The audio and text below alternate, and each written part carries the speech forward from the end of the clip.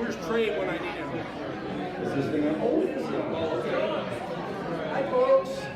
Why don't y'all grab me a seat? And we're going to get started.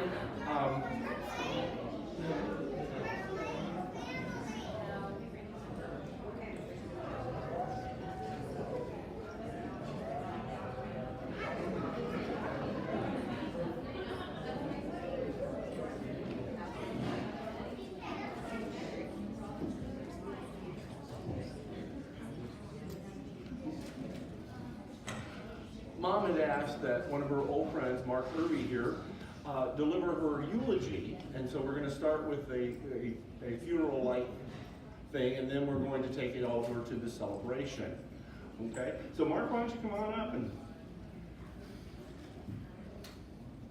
there you go. Thank you. Yeah. Shirley wrote me into this a long time ago.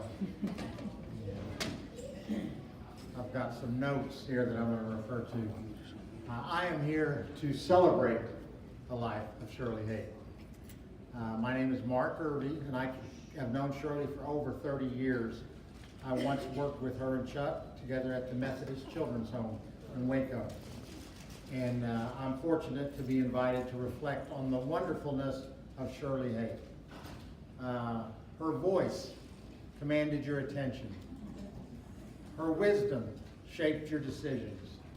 I never knew anyone else who wore all of her faults so proudly.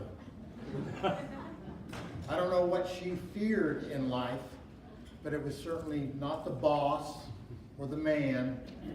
When she spoke, she gave the feeling that she might whip your butt if you didn't agree with her, or that she could find someone who would do it for her. She spoke about her children often, at least to me. She was honest about their flaws too. But she spoke about them like they were her heroes. Each one loved and treasured. She loved them all. She had what I called a sandpaper personality. It could be rough to brush up against, but you were polished after the experience. I once told Shirley that she was like a neighbor who put their furniture out on the lawn while they were cleaning the inside of their house. You got to see all of her prized possessions and her junk at the same time. She was someone who wore her imperfections like a badge that said, "Problems here. Let's party." I called her a surreal mother, oozing universal love and generosity. I genuinely cherish the conversational moments that we have shared over the past 30 years. Many times we analyze the conniving adolescent mind. It's kind of a field of my life. Or our own thoughts of organizational revolution. Shirley was the kind of friend that always offered help.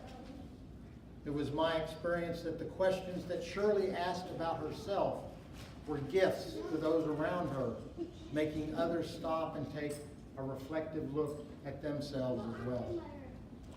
Shirley's nurturance of me and faith in me as a co-worker and a friend let me know that I had something to offer the universe and gave me a sense of worth that's lifted me up through times of discouragement. She helped me to see how to be a partner with others, learning the wisdom of when to pull and when to push to move things in a healthy direction.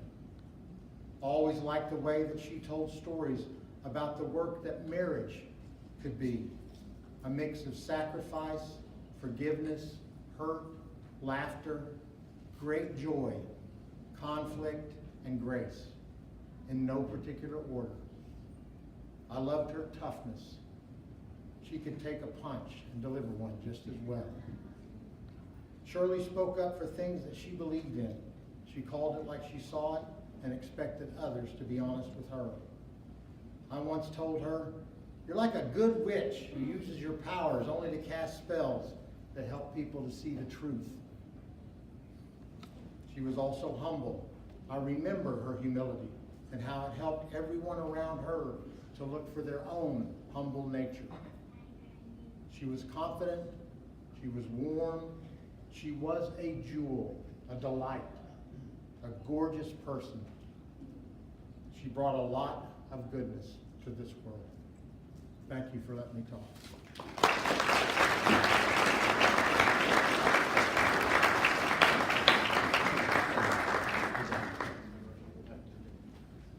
All right, here comes my brother, Donnie. Okay, let me get the projector started for you. All right. Man, I appreciate you guys coming here today. Been a long time since I've seen some of you guys.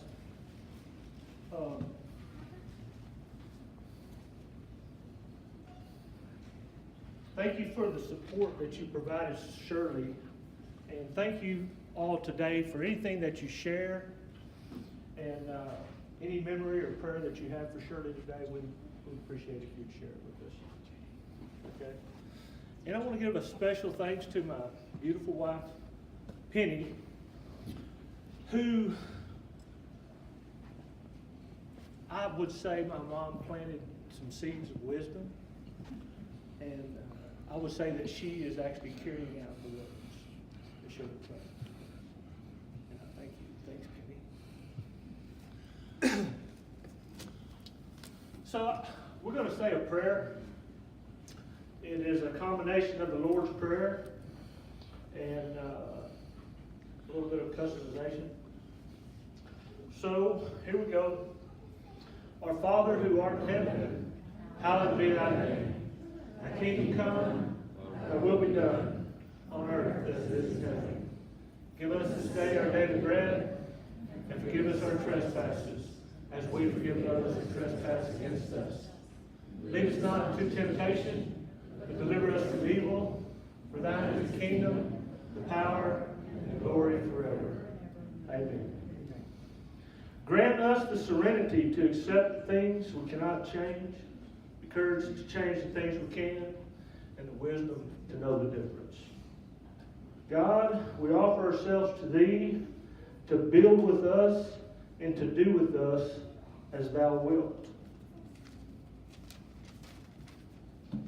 Take away our difficulties, that victory over them may bear witness to those who would help of Thy power, Thy love, and Thy way of life.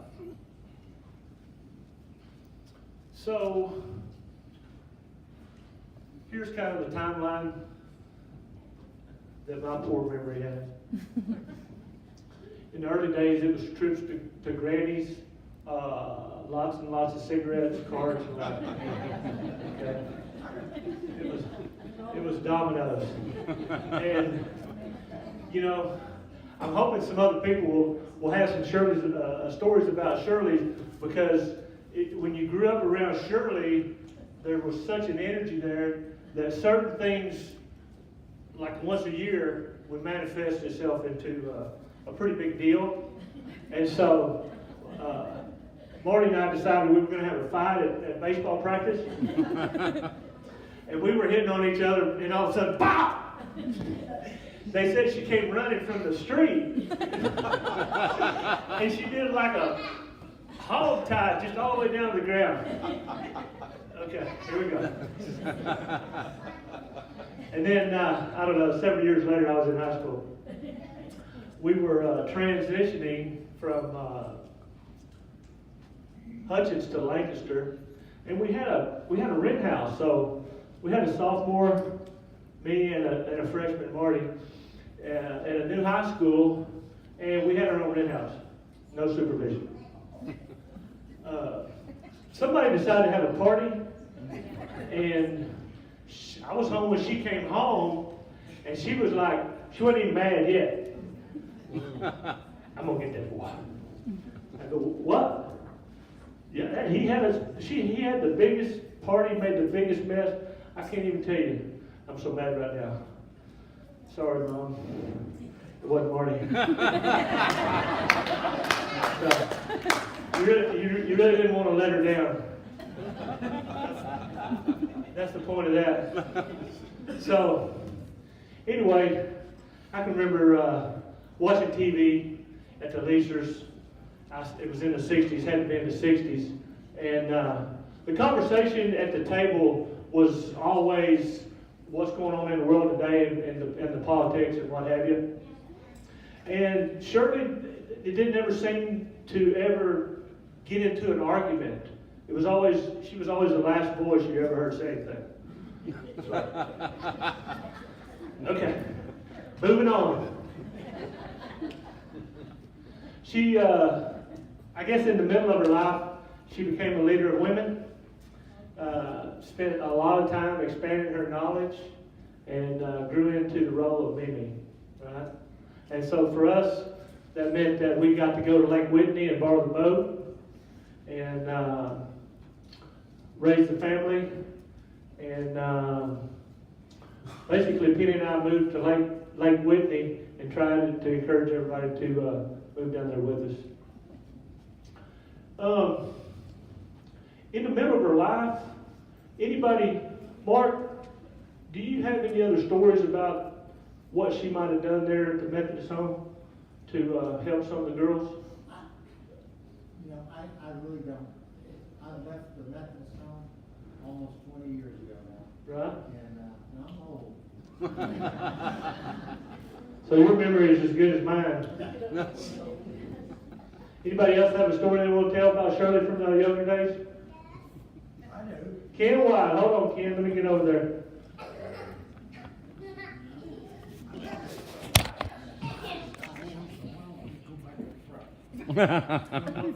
Sure. Okay, come on. He wants to be the star.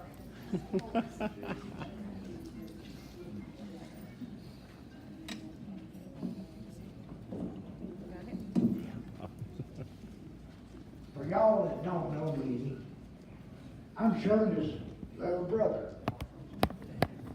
Jeff White.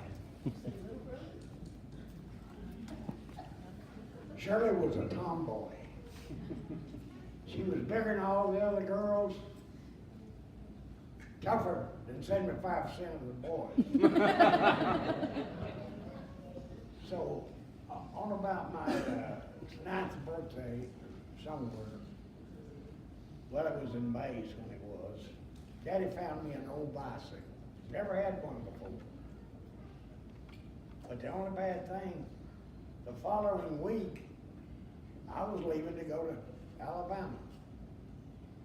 Shirley said, I'll take care of your bike. Well, a month and a half later, I come back, and the bicycle is on the porch. The front wheel is the back wheel, and the back wheel is the front wheel. And I said, Shirley, did you hurt yourself? Oh, I just skinned my knee, elbow. So you okay? Yes. You know, a year ago, she was on the phone with me, and she said, Kenneth, I owe you an apology. I said, for what? She said, about 70 years ago, I tore your bicycle up, and I never apologized. And I am now.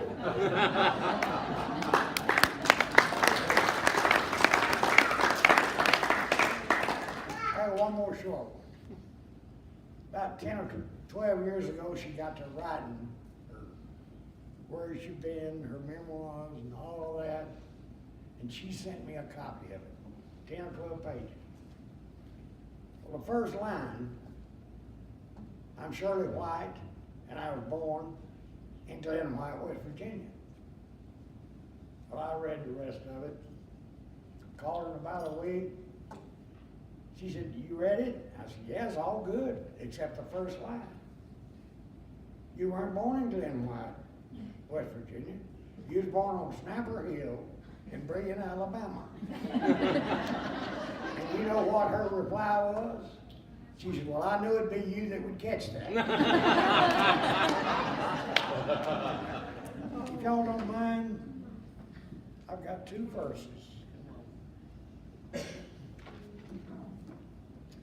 This is 2 Timothy 4, 7 through 8.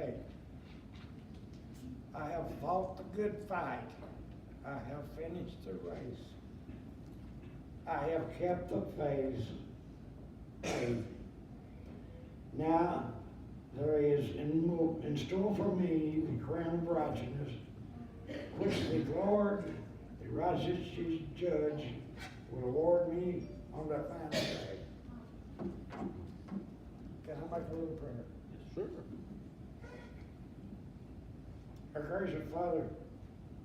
Thank you for the life of Shirley White Haight. She was a good woman. She was a good family mother. Lord, we thank you for this day to celebrate that life. Lord, we thank you for your mercy, your love, and your grace. We thank you for your Son, Jesus Christ, who died on the cross so it can wash the sins away with his blood. In Jesus' name we pray. Amen. Amen. Thank you there, Pt1. Has anybody here ever got a spanking from Shirley? Brad? Wooden spoon, buddy. When did you get a wooden spoon? Man, many times. Okay, you got too many times. Well, we don't want to tell the story. Just know. I started to bring it. Anybody see Brad get a whooping? Yeah, well, you want to tell that story?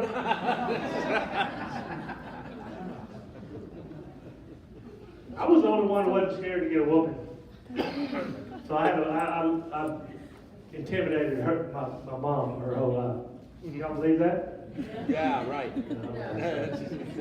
No, but anyway, she just had this mean voice where if you just ignored the words and understood that it was just her bark, it was a whole lot easier. Even though she did hit pretty hard. Doesn't it? Shirley ever get mad at you? Yes, she did. What'd you do? Everything. Poor old Kathy. Thank you, Kathy. So anyway, yeah.